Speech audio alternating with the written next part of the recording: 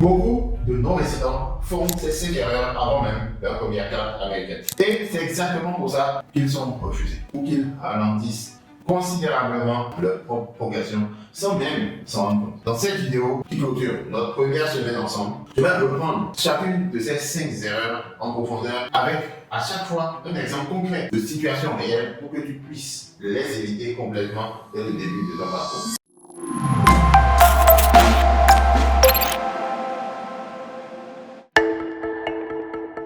La première erreur et la plus basique, c'est aussi la plus fréquente. C'est de demander une carte ou d'ouvrir un compte bancaire avant même d'avoir reçu ton intérêt. Oui. Si tu ne le sais pas, tu n'as pas de numéro dans le système bancaire aux États-Unis, il te faut un numéro intérêt. Laisse-moi te donner un exemple typique de ce que ça donne en partie. Une personne est patiente de commencer par d'ouvrir un compte bancaire américain en utilisant uniquement son passeport européen, d'accord? Ou même tout autre passeport comme identifiant, sans intérêt, je précise. Dans la grande majorité des cas, la demande est soit rejetée immédiatement, soit mise en attente indéfiniment. Rappelez-vous, ces fonctions aux USA, pas en Europe, d'accord? Votre demande sera rejetée sans explication claire de la part de l'institution. Cette personne frustrée peut alors conclure à tort que les banques américaines refusent systématiquement européens, asiatiques, africains, peu importe. Alors que la véritable raison est beaucoup plus simple. L'identifiant de base nécessaire n'était tout simplement pas présent dans le dossier. C'est un peu comme le numéro de sécurité sociale. Sans numéro de sécurité, ça ne peut pas avancer. La quasi-totalité des démarches sérieuses sont bloquées dès le départ sans cet identifiant. Quelle que soit la qualité du reste du dossier, c'est pour cette raison que je répète, vidéo après vidéo, dans cette série, que l'intérêt est la toute première étape non négociable de tout ce parcours. Si tu veux obtenir ton intérêt, l'option de le faire par toi, non. L'autre option, c'est de rejoindre la communauté et de laisser des professionnels le faire. Parce que nous travaillons en interne avec des notaires qui s'occupent de tout directement aux États-Unis. Donc, si tu es intéressé pour rejoindre la communauté, le lien se trouve en bas dans la description.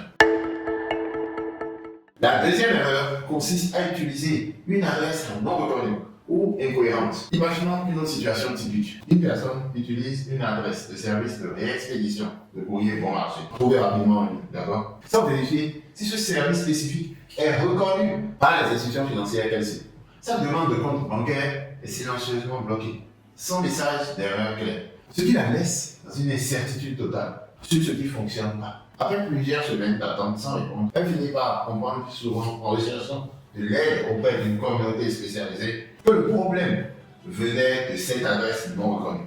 Vérifiez avant de démarrer quoi que ce soit la compatibilité et la réputation de ton adresse avant de l'utiliser pour une démarche sérieuse.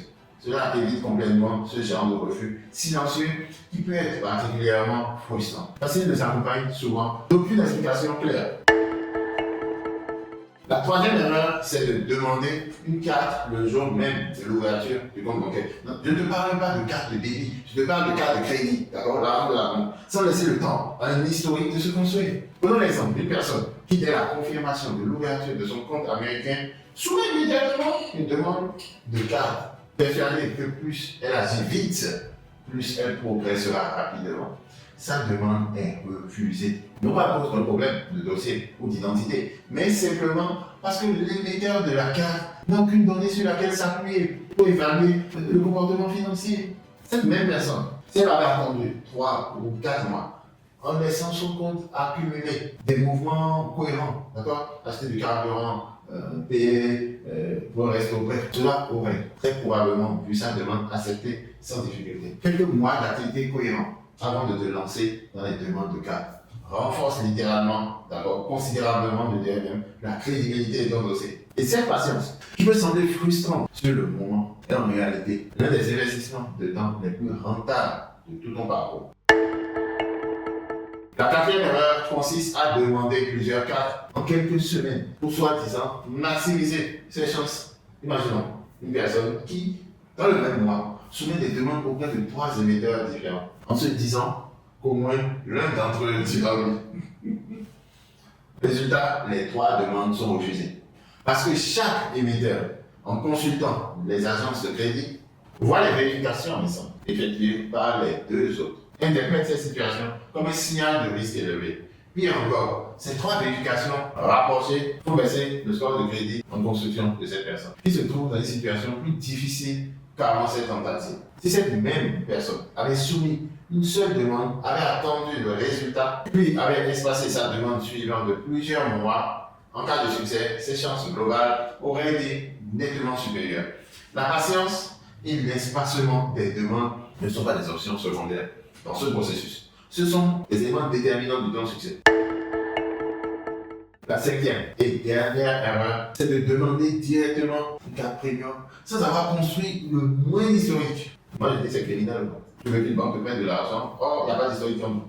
C'est exactement la situation qu'on a détaillée dans la vidéo précédente de cette série sur le choix de la première carte. Donc, je vais ici en faire une synthèse rapide. Une personne attirée par les avantages de voyager avec des points et du prestige d'une carte haut de gamme, parce que je rappelle que quand tu veux voyager, tu accèdes au salon d'aéroport avec cette carte. Cette personne tente sa chance directement avec ce type de produit en tant que toute première carte. Le refus est quasiment systématique dans cette situation.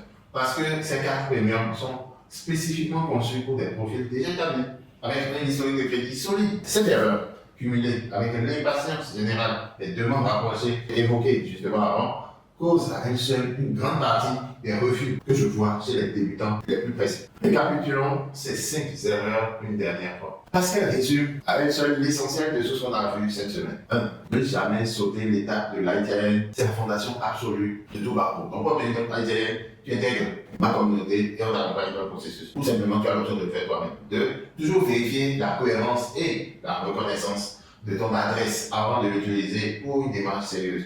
L'avantage avec AQSA, une fois que tu intègres la communauté, tu as un coach dédié qui te suit. D'accord? 3. Laissez ton compte bancaire accumuler plusieurs mois d'historique avant de te lancer dans une demande de carte. 4. Ne jamais regrouper plusieurs demandes de carte dans un laps de temps court. Espace l'aide toujours de plusieurs mois. Et 5. Ne jamais viser une carte premium comme toute première carte.